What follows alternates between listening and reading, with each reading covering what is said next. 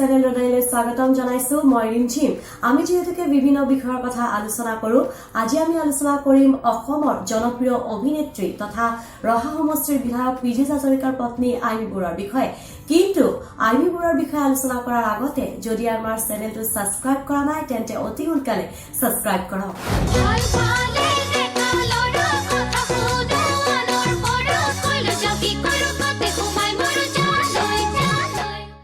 আইমি বৰুৱাৰ জন্মস্থান হৈছে নগাঁও আইমিৰ পিতৃৰ নাম পূৰ্ণ বৰুৱা আৰু মাকৰ নাম হৈছে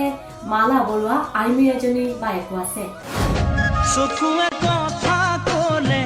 ইমান মৰম লাগে কাষলে তুমি আহিলে বুকু কঁপি উঠে কেমেৰাৰ সন্মুখত আইমিয়ে প্ৰথম অভিনয় কৰে যেতিয়া আইমিৰ ষষ্ঠ শ্ৰেণীত আছিলে আৰু আইমিয়ে অসমৰ সাধু কথা বুলি এখন তথ্যচিত্ৰ প্ৰথমে ভূমিকা মাৰিছিলে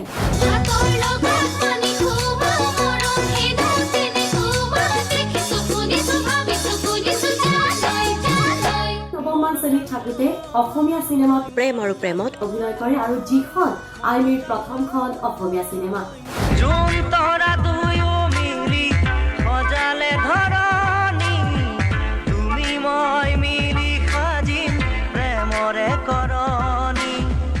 কিন্তু তাৰ আগতে আইমিলৈ এটা প্ৰপ'জেল আহিছিলে আৰু আপোনালোকক ক'ব বিচাৰিছো যে সেই প্ৰপ'জেলটো দিছিলে জুবিন গাৰ্গে আৰু জুবিন গাৰ্গৰ চিনেমা তুমি মোৰ মাথোমূৰৰ বাবে এই প্ৰপ'জেলটো আহিছিল কিন্তু আইমি তেতিয়া অষ্টমমান শ্ৰেণীত আছিলে আৰু আইমি সৰু হৈ থকাৰ বাবে এই চিনেমাখন কৰিবলৈ তেওঁ মান্তি নহ'ল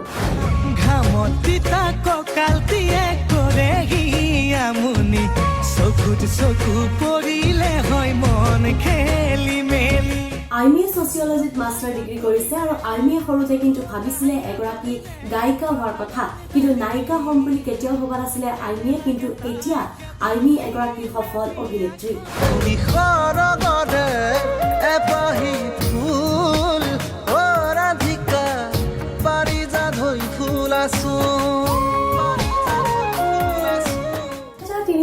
আইমিয়ে পীযুষক প্ৰথমবাৰ লগ পায় আৰু পীযুষৰ এজন বন্ধুৰ জৰিয়তে দুজনৰ মাজত প্ৰথমে চিনাকি হয় আৰু সেই চিনাকি লাহে লাহে প্ৰেমৰ ৰূপ লয় আৰু দুয়োৰে মাজত প্ৰেম গঢ়ে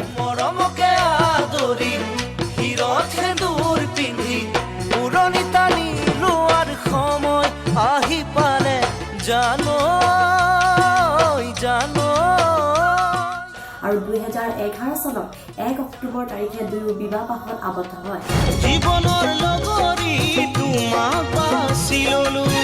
নাপাহৰো বুলি তোমাক কথা দিলো সপোনে কয় ইঠকে কয় সময়ে কয় তুমি আৰু বৰ্তমান আইমি বৰুৱাৰ দুটি সন্তানৰ মাতৃ এজন ল'ৰা আৰু এজনী কণমানি মৰম লগা ছোৱালী আইমি বৰুৱাৰ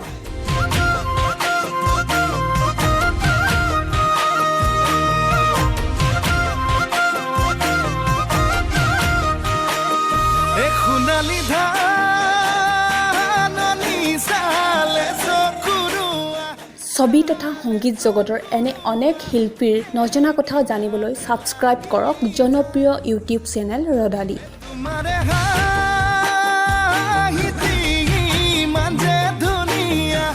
আৰু আজিৰ অনুষ্ঠানৰ পৰা মই ৰিমঝিমে বিদায় লৈছো কিন্তু আপোনালোকে চাই থাকিব ৰদালি দ্য ছানশ্বাইন